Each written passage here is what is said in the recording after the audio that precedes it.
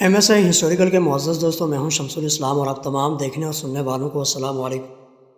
دوستو، حضرت سیدنا اکرمہ رضی اللہ تعالیٰ عنہ بن عمار فرماتے ہیں کہ میں ایک دفعہ مسجد نبوی میں داخل ہوا تو مجھے ایک شخص نے آواز دی، اے یمامی ادھر آؤ، لیکن میں اس کو نہیں پہچانتا تھا کہ وہ کون ہے۔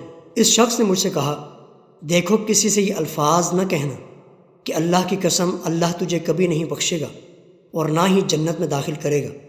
حضرت اکرمہ رضی اللہ تعالیٰ عنہ فرماتے ہیں، میں نے عرض کی اللہ آپ پر رحم فرمائے، آپ کون ہیں؟ تو اس شخص نے کہا، میرا نام ابو ہریرہ ہے۔ اکرمہ فرماتے ہیں، میں نے کہا یہ جملہ تو عام بولا جاتا ہے جب کوئی شخص اپنے خاندان میں سے کسی پر یا اپنی بیوی پر یا اپنے خادم پر ناراض ہوتا ہے تو یہ الفاظ منہ سے نکل جاتے ہیں۔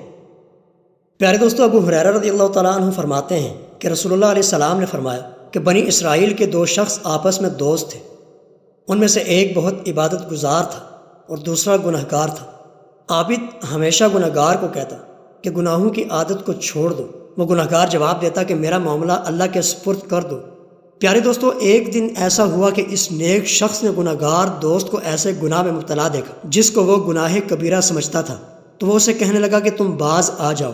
گنہگار نے جواب دیا، مجھے اللہ کے حوالے کر دو، کیا آپ کو میرا نگران مقرر کیا گیا ہے؟ دوست نے کہا، اللہ کی قسم نہ تو اللہ تمہاری مغفرت کرے گا اور نہ ہی تجھے کبھی جنت میں داخل کرے گا۔ ناظرین گرامی، اب اللہ تعالیٰ نے ان دونوں کی طرف فرشتوں کو بھیجا۔ اس فرشتے نے ان کی روحیں قبض کر لی، دونوں اللہ کے سامنے کھڑے ہو گئے۔ اللہ تعالیٰ نے گنہگار سے کہا کہ تم میری رحمت سے جنت میں داخل ہو جاؤ، اور عبادت گزار سے فرمایا تم میری رحمت کو میرے بندوں سے روک سکتے ہو؟ تو اس شخص نے کہا نہیں۔